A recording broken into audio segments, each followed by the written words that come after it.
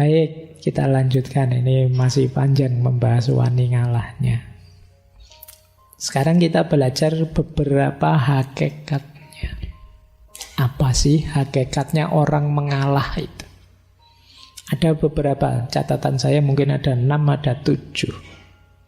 Yang pertama, orang ngalah itu sebenarnya dia sedang bertarung mengalahkan egonya sendiri.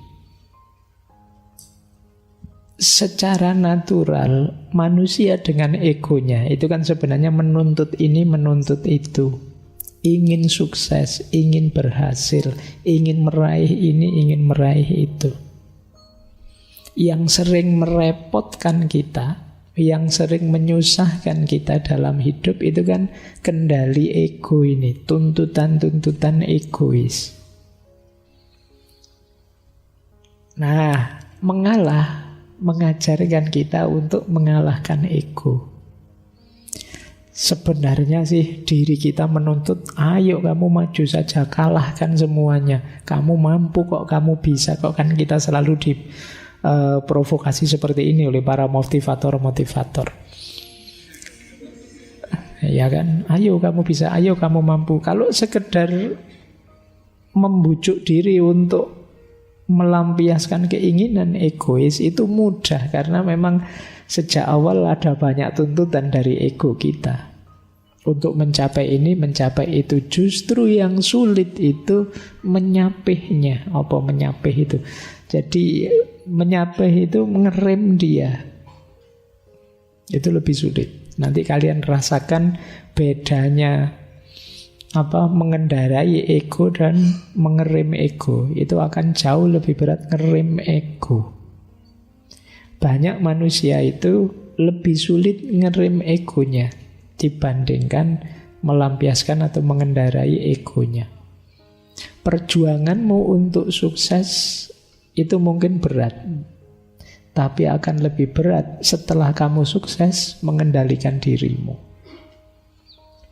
Itu yang disebut mengalahkan ego. Nah, tantangan untuk wani ngalah itu sebenarnya tantangan untuk mengalahkan ego. Kadang-kadang agak trik.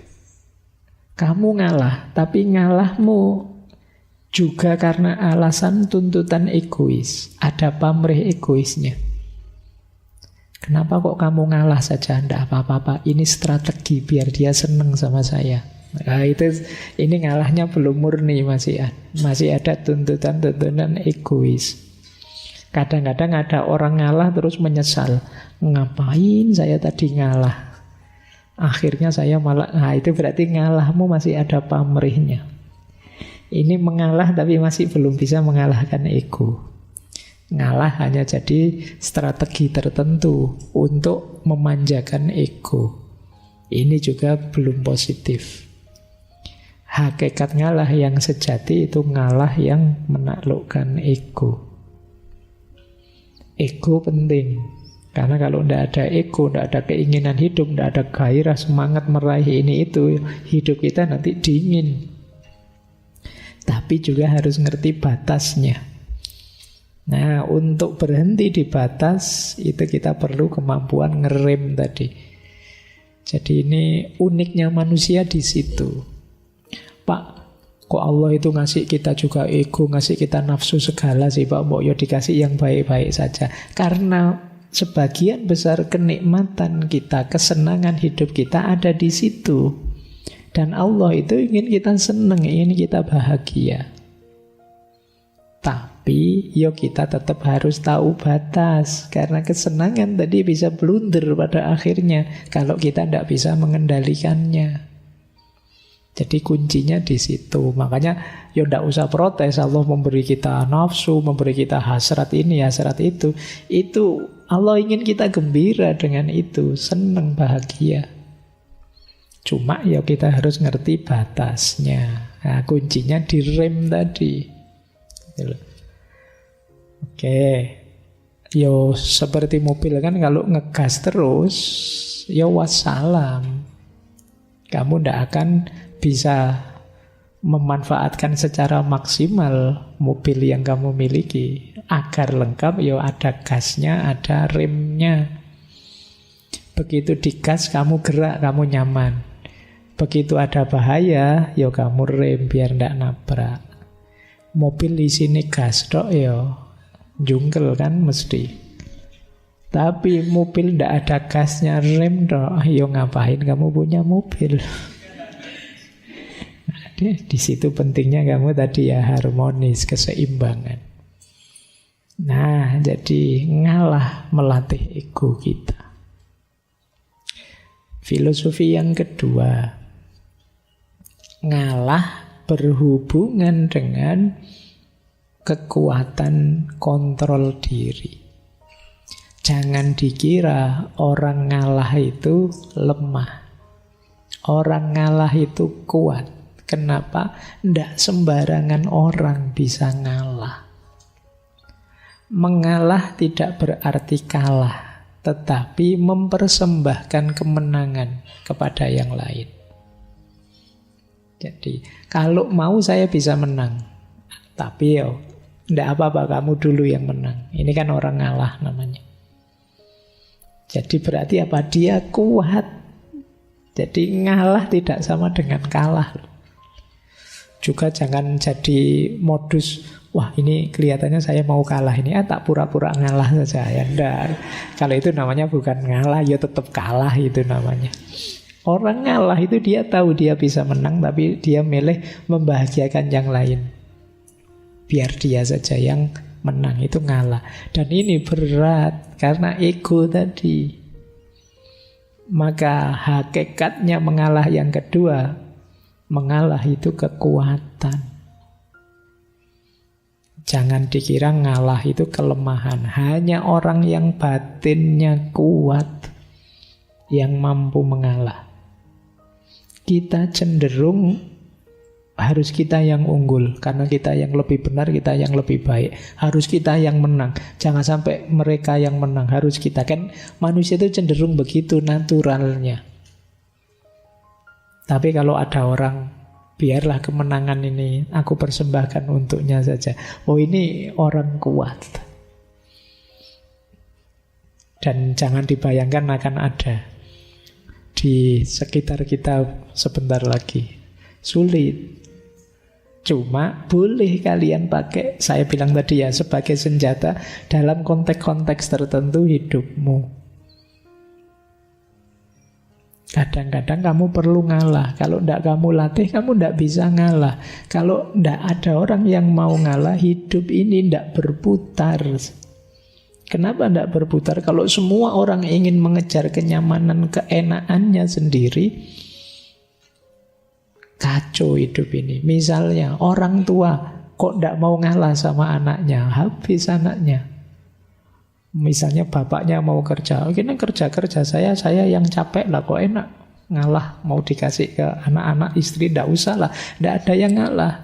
Guru tidak mau ngalah sama muridnya, sama siswanya. Dosen tidak mau ngalah sama mahasiswanya. Sahabat tidak mau ngalah sama sahabatnya. Kalau tidak ada satu pun orang yang mau ngalah, ya selesai, hidup ini kacau mesti. Tabrakan semua. Kalau semua hanya pakai logika, lah kok enak, lah kok nyaman. Kalau semua pakai logika, lah kok ini, selesai hidup kita, sangat berat kita tanggung. Saya datang duluan kok, ya saya harus duduk paling depan dong. Dan jangan deket-deket, saya butuh tempat untuk saya sendiri 2 meter. Kalau kalian, misalnya, oh itu tidak mau ngalah. Nah, jadi ayo menguasai diri kita, tunjukkan bahwa kita kuat. Jadi kita sanggup melepas sesuatu yang kita anggap berharga. Nah, ini jadi kalau tadi hubungannya dengan mengalahkan ego, yang kedua dengan kekuatan batin. Hanya orang-orang yang batinnya kuat yang bisa mengalah. Yang ketiga, orang yang mengalah itu kemungkinan adalah orang yang sudah tidak tergoda lagi, tidak terikat lagi oleh hal-hal duniawi. Kalau kalian masih sangat terikat, mudah tergoda, sulit untuk ngalah. Masih mudah terjebak dengan godaan-godaan untuk menang, untuk unggul, untuk nomor satu. Makanya di situ ada peribahasa Jawa yang menurut saya menarik untuk hidup nyaman, tidak terlalu terikat dengan dunia. Sing wis lunga lalekno, sing durung teka entenono, sing wis ana syukurono. Oh, ini kalimatnya menarik ya, kayak kita kemarin waktu belajar self love itu, cuma ini dalam bahasa Jawa. Jadi sing wis lunga lalekno, yang sudah lewat ya lupakan saja, ngapain diingat-ingat terus memberati pikiran. Berarti kita terikat dengan hal itu. Yang belum datang ya kita tunggu. Tidak perlu cemas, tidak perlu khawatir, wong belum datang. Ya kita tunggu saja. Ngapain kita gelisah, ngapain kita stres tentang sesuatu yang belum datang. Pak, nanti jodoh saya cocok enggak Pak ya? Jangan saya itu orangnya begini ya Pak. Jodoh saya kayak gimana? Ngapain kamu sibuk mikir jodoh, wong masih nanti. Nanti ya dipikir nanti. Wah, nanti pasangan saya kayak gimana ya Pak? Lah, dipikir lagi.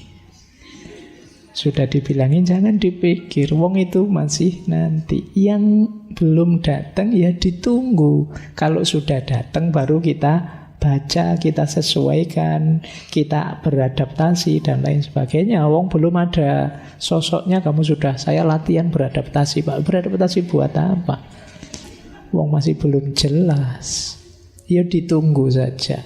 Tidak perlu putus asa, tidak perlu stres. Nah, yang sudah ada ayo disyukuri. Apapun itu yang kita miliki sekarang. Nah, nanti yang sudah ada akan jadi masa lalu, ya sudah kita lupakan. Yang sekarang kita syukuri pada akhirnya akan lewat. Yang kita tunggu akan datang jadi masa sekarang. Nah, yang akan datang akan ada lagi. Lo ini lo hidup, bagian dari cokro manggilingan kalau dalam bahasa Jawa. Kita nikmati saja, tanpa perlu terikat, tanpa harus baper. Jadi biarkan berjalan sesuai sunatullahnya. Nah, ini ketidakterikatan duniawi. Orang yang sulit sekali mengalah itu biasanya punya banyak keterikatan. Iya sih Pak, mau saya kasih ke temen ini, tapi jangan-jangan nanti saya butuh, saya perlu. Saya kan juga harus punya prestasi juga Pak. Saya kan juga harus perlu ini, perlu itu. Jangankan yang prestasi, kadang barang apa-apa saja kan, ya kamu sudah saatnya dibuang, tidak kamu buang-buang. Jadi akhirnya kamar kos-kosanmu itu sekedar sendok saja dari warung. Eman-eman loh Pak, ini siapa tahu nanti foto. Ada yang begitu ya. Wah, itu kadang-kadang. Jadi kamar kita isinya ndak karu-karuan wis. Nah, terlalu banyak terikat. Yo kamu pakai siapa tahu kan, siapa tahu nanti butuh Pak, siapa tahu ada. Dan sampai tahunan, sampai kamu boyong ke kampung juga masih ndak kepake. Nah, nanti perlu belajar lagi logika minimalisme dulu ya. Bagaimana hidup itu jangan terlalu diberati oleh kepemilikan. Yuk, jangan terlalu terikat. Iya, kita memang butuh hal-hal duniawi. Kita perlu ini, perlu itu, tapi jangan terikat. Terikat itu namanya harga mati. Sudah, kalau ndak ini ndak bisa Pak. Saya harus punya ini, saya harus punya itu namanya terikat. Oh, kalau ndak ada ini saya masih ada ini kok Pak. Kalau ndak ada itu saya masih bisa ini, namanya ndak terikat. Waduh, listriknya mati, ndak apa-apa, masih banyak bisa melakukan hal lain tanpa listrik. Sinyalnya kok seret, ndak apa-apa, ya berarti ndak usah pegang HP yang perlu sinyal, game yang ndak pakai Nah, ada banyak alternatif kok. Tidak usah takut. Tapi kalau kamu terikat di satu atau dua hal, ya nanti akibatnya tadi, egomu semakin besar. Jadinya kamu sulit ngalah. Oke ya.